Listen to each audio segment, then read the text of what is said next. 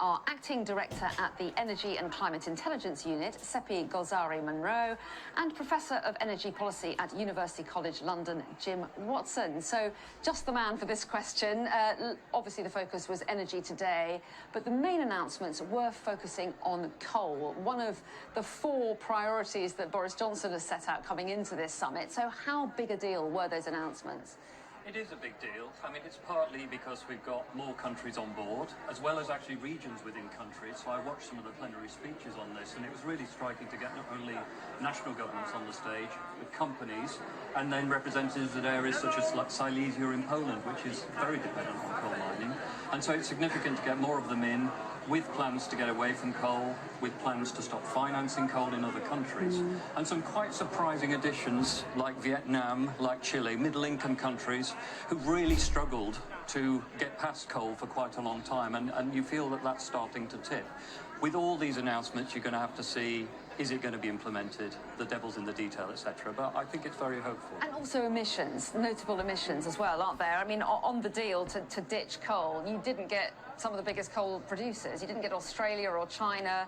You didn't get the US or India. I mean, does it mean much when you haven't got those countries on board? It still means something, but the absence of those countries is really important as well. And we really want China to come on board, for example, India and the US. That is really important.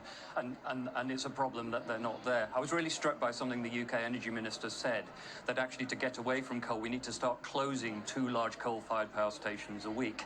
Now, interestingly, for years we've been saying China's been opening 2 large coal-fired power stations a week.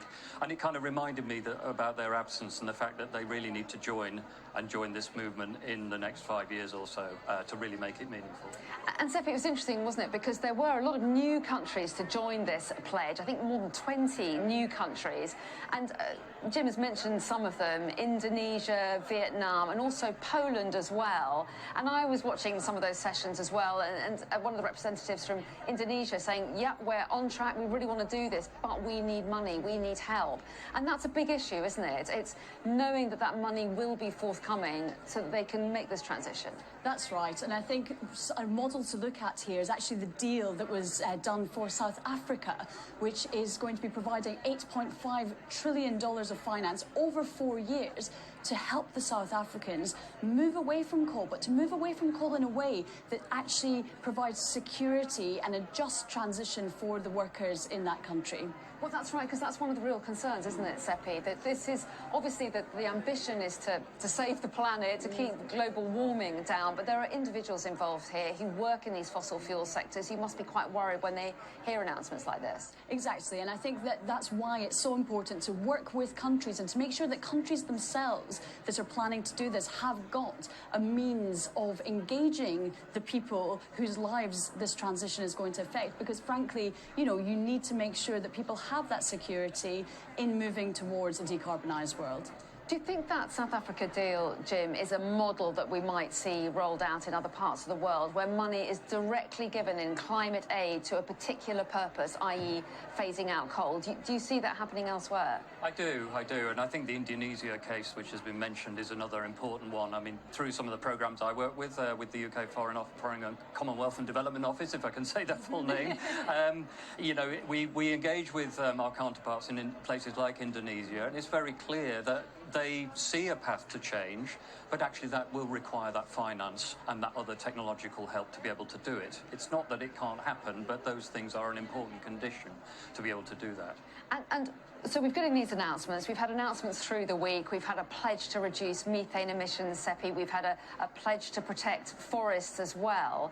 I mean, what's your impression? Do you get the feeling that things are heading in the right direction? Does COP start feeling like a success to you?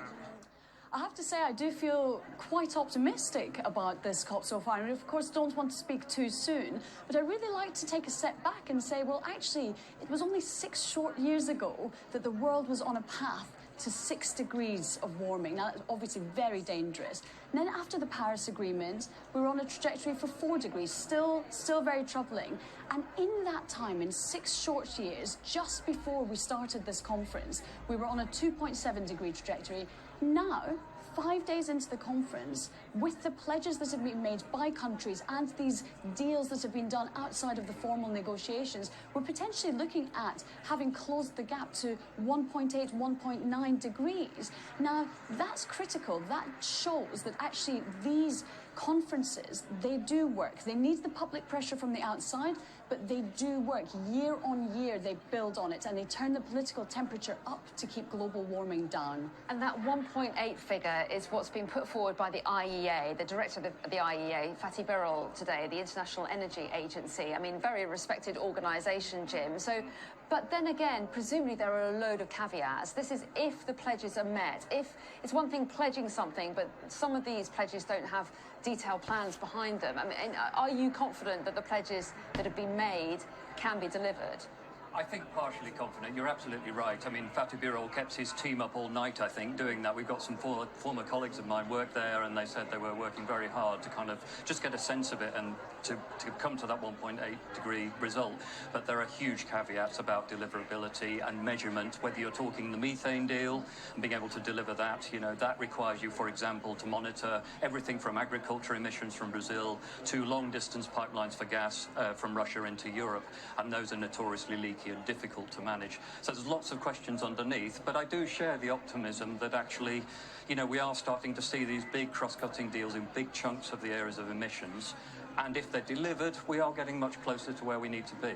And what I would add to that is actually what these conferences need to continue to do. It doesn't mean that, you know, job done, you know, we're on a good trajectory, let's go home. Actually, year on year, the task now is to make sure countries come back to the table, that they are actually delivering on their promises. So that needs to be monitored year on year. This is a purpose for the climate conferences going forward, and the public pressure for that is there and will continue to be there. But actually also making sure that the private sector deals and the broader multilateral deals that have been made alongside the formal negotiations are also being delivered. So that is a job for year on year to come back and make sure that we're delivering on these promises. Do you think that'll be agreed? Because we've got Greta Thunberg once again a little bit sceptical about all this. She's tweeted talking about greenwashing when it comes to these announcements. I mean, people have heard promises before, haven't they? I mean, and you need to take people with you, don't you? Yes, you do. And my sort of natural innate optimism about all this is tempered a little. I mean, it's a long time since I've been to a COP, over a decade, but this does feel different, partly because the solutions are there and demonstrated. You know, the costs of renewable energy have tumbled. You're starting to see cheaper electricity storage. You're seeing countries move in ways that they didn't 10 years ago. But she is absolutely right. You need to hold feet to the fire, and that's through the public pressure you mentioned. And if that isn't there, and you don't come back year after year to make sure it's done, then, you know, we will go home and then wonder what's happened the next time we all get together. We must leave it there. Jim Watson, Sepi Golzari-Munro, thanks both very much indeed.